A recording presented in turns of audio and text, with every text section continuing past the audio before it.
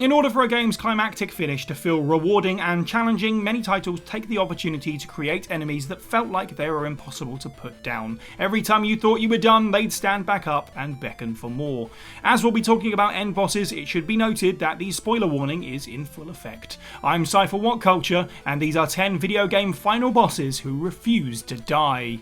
Number 10. Warden Eternal, Halo 5 Guardians.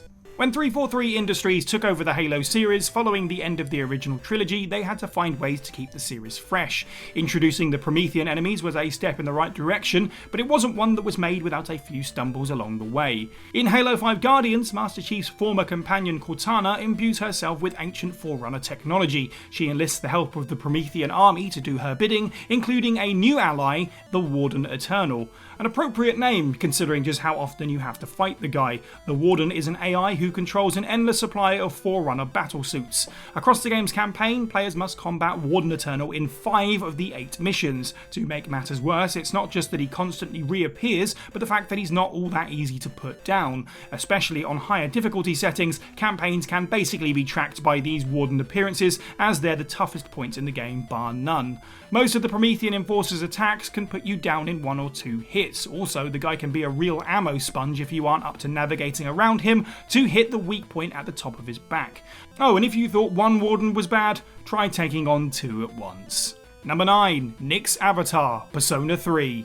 JRPGs are pretty renowned for ending in big, bombastic, multi-form fights. The Persona series as a whole can be described as average school children discover new abilities, 90 hours later fight God. And funnily enough, the gods in these games tend not to want to go down easily. It's a tradition for the climactic showdown of most RPGs to take place over several phases, with your enemy morphing throughout the battle to offer variety. But do you really need 14 stages of variety? Persona 3's battle against Nick's Avatar seems to think so. Unlike other multi-phase fights, Nick's doesn't really change the way it looks so much as its battle strategy, making its way through all of the game's arcanas and shifting stats and skill sets as it does. This adds up to over 25,000 HP to cleave through, which, as the battle rages on, Nyx can restore by charming the player's party into healing them. Brutal. One major slip up, especially when closing in on the end, can be devastating, undoing every form you've beaten and probably an hour's worth of playtime as you go back to Phase 1. Perhaps one of the most visually striking bosses in the Persona series, Nick's Avatar lives up to the RPG promise of ending as grandiose as possible. Number 8. William Birkin, Resident Evil 2. The Resident Evil series has a great many monsters who refuse to play dead, so much so that the characters have been long pointing it out. In fact, they mention that nothing stays dead so much it feels as though that joke has become something that refuses to die, but I digress. None of these are more important than William Birkin though, who is the centrepiece of Resident Evil 2 by being the super genius who creates and then becomes infected with the G virus. The virus itself seeks out viable tissue for infection to continue its spread. Birkin in both the 98 original and 2019 remake is the most recurring fight in the game, and Claire and Leon face him in several different forms. At first he wields a lead pipe and is almost identifiably human, but by the end of it the man is gone and only the need to procreate remains. You'd think taking down the dog-like monstrosity form with a million eyeballs that William has become and getting the last train out of town would be the end of it. However, in the true ending of the game, we are reminded that Birkin just doesn't know when to quit. Now little more than a shapeless mass, it takes the entire lab exploding to put an end to this unstoppable foe. Number 7. Alpha 152, Dead or Alive 4. Expertise at a title like Dead or Alive comes with practice, patience, and understanding the game's mechanics. Picking your character, memorizing their combos, and understanding the best times to pull them off can turn you from a button-bashing scrub into a legitimate threat if you put in the time. Watch all health bars crumble before your might. Dead or Alive 4's campaign ends with the return of the superpowered clone of Kasumi, known in this game as Alpha 152. What makes her different from all the regular battles you've had so far is her movement. Alpha is extremely quick to act, able to pull out attacks one after another even on the easiest modes, making it possible you'll get knocked out before you can even get your bearings. She's floaty, speedy, and tough to hit. What makes the fight feel truly unfair and makes this battle drag on way too long is how light she is. One strike is enough to send her flying backwards, essentially stopping you from mounting a proper offense. Your ability to combo is now useless, and the battle with Alpha 152 becomes a long push and pull of her devastating and super fast moves against your only option of chipping away at her health bar. Number 6. WALTZ, Dying Light 2. The plot of Dying Light 2 concerns the player character Aiden clashing with WALTZ, a scientist indirectly responsible for the zombie takeover that kicked the series off. Their two stories are directly intertwined, so it's appropriate that the game ends with a big showdown. The final standoff with WALTZ sees Aiden battling him at the X-13 facility in Mortal Kombat. WALTZ's attacks are powerful and largely cannot be blocked, so good dodging is needed as you work down his health bar. After a brief cutscene, WALTZ's health renews and we go for a second round. This time WALTZ can run and hide in poison gas, but the actual combat is the same. With him finally cut to ribbons, WALTZ powers himself back up for round 3, and then again for round 4.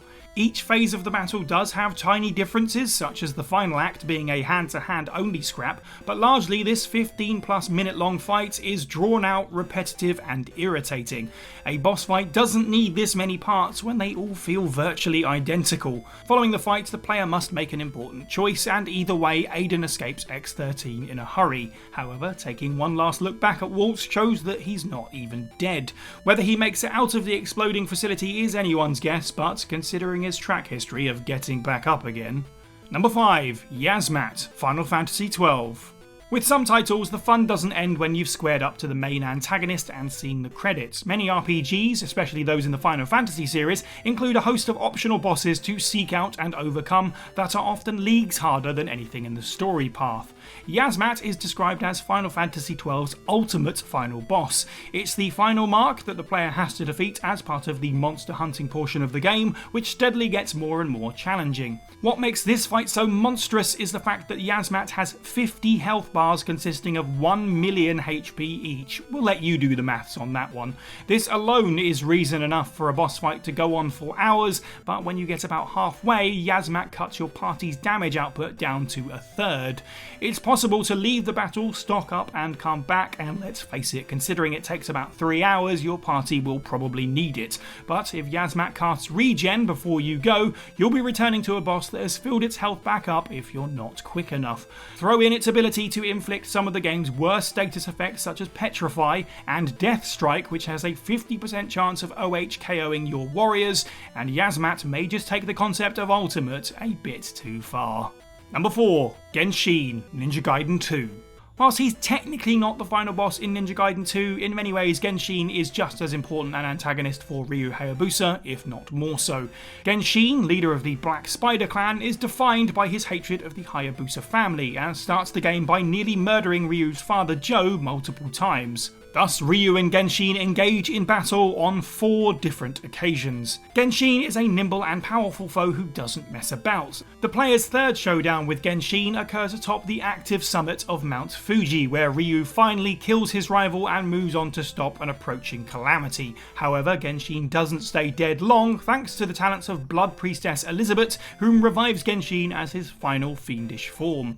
That makes for 4 boss fights against GENSHIN across Ninja Gaiden 2, so driven by his course to stop you that he refused to stay down. Number 3. Abyss, Marvel vs. Capcom 2. When it comes to bosses who will go through several form changes as you slowly beat them down into oblivion, it tends to be a staple for RPGs more than any other genre. It does not, for the most part, tend to be a concerning factor in fighting games. Marvel vs. Capcom 2 is a bold exception to this. And to a certain degree it makes sense, as the Capcom developed Marvel fighting games all use a tag team system where you select multiple fighters to take into battle with you and can swap between them. In lieu of this, the game's end boss Abyss goes through 3 phases to stack up to your 3 chosen heroes. Morphing from robotic power suit to goopy green man to quadrupedal nightmare that takes up the screen, Abyss's fight is winding and requires you to think carefully about your team's weaknesses and advantages. More than anything, it's just long. Now, 5 minutes might not sound like much, but for a fighting game, most bouts are over in about 60 seconds. 5 minutes is a long time to hold your breath and clench that controller tight, especially when you get to that final form, because it's so big there's no getting away from it. So let's hope you keep those health bars nice and topped up before you make it to this point.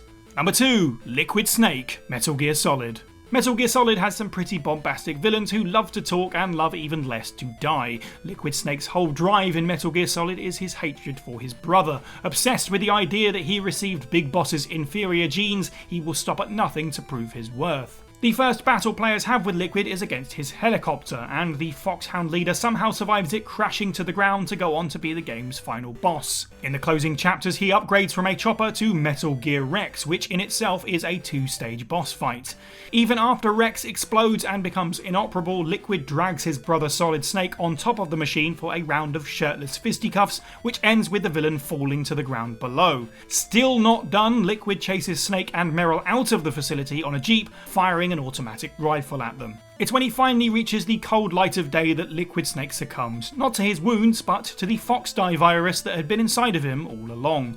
Whilst he might fall at the final hurdle, consider the entry in this list a big round of applause to Liquid Snake for being practically unstoppable. Number 1. Absolute Virtue and Pandemonium Warden, Final Fantasy XI.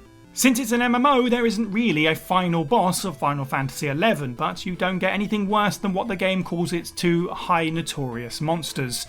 Absolute Virtue had an estimated HP of around 100,000 when it was dropped into the world of FF11. It was clear that Square Enix had no intention of making it a fight that players could realistically win. As clans found clever tricks to make things easier, Square patched them out. Battles over 30 hours long were reported by some players, at which point Virtue would restore half of its HP. When major news stories broke that a clan of players had spent 18 hours battling Pandemonium Warden and that several of its members vomited or fainted from exhaustion, Square Enix were forced to act to avoid bad press.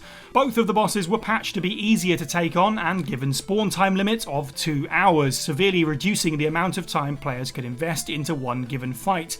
In a weird way though, this imposed a new challenge and set of disappointments when you worked the boss down over the course of 120 minutes and didn't quite finish it off before the time was up. They're still an impossible feat that few can say they've beaten at this point, but for several years they were quite literally considered unkillable.